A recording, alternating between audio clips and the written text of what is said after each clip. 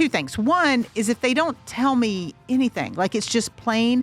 And the other thing is the cover. Like I love the cover thing. Like if you just have the templated one that's in there, I look at it when I see somebody's profile, and if they haven't changed their cover photo, for me, my first thought is they don't use this tool much, or they haven't taken the extra effort. So I maybe that's judgy. I'm kind of judgmental on LinkedIn a little bit.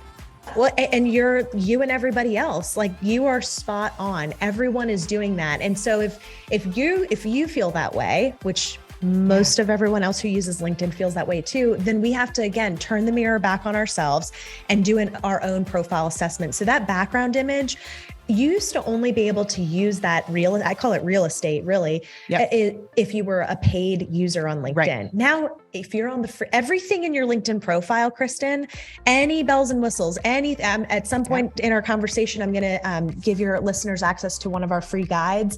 Everything in your LinkedIn profile is accessible regardless if you're a paid or a free user on LinkedIn. There's so much you can do, like how you can make it really cool. It doesn't take that long, I don't think. The background image doesn't. Now, if you're building out your profile the right way, it should take some time, right? Yes. We want people to hear your voice. So another best practice is writing in first person.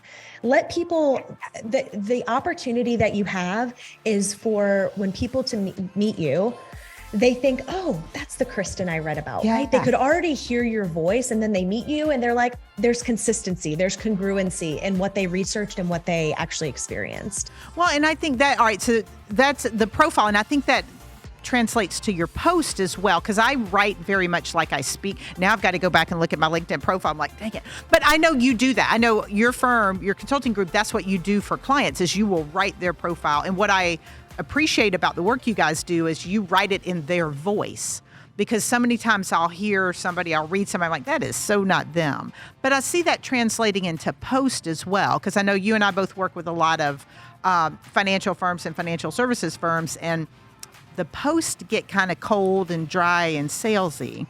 So when you're advising your clients, they've got a great profile, they've built that up, and now they're starting to do some posts and try to engage with people. How do you carry that authenticity over? Like, what do people need to be paying attention to? To me, the thing that I always recommend is the balance of the type of content that you're putting out there. So I'll pick on myself. I love LinkedIn. It's evidence in the work that I do. However, my entire network does not care about LinkedIn as much as I do. So you know what I don't do? I don't post about LinkedIn all the time. What I like to think about is who my clients are, what they care about. Well, they're leaders. They care about development. They care about time management. They care about goal setting. They care about sales and prospecting and leveling up their game. And so I post content that speaks to those things that my network and the people I want to do business with care about. And so that can come in a lot of different forms. It can come in the form of my expertise and how I can help them level up on the platform. Okay. So we check that box. It can come in the form of me sharing my own personal stories of leveling up and time management. So making it more personal with the undertone of business. And it can come in the form of what we like to call third-party stories. So going outside to publications like Fast Company and Forbes and Inc. And identifying articles and content that has already been validated and written by somebody else. But what I always say, Kristen, is don't just share somebody else's content. Don't just share an article with no comment.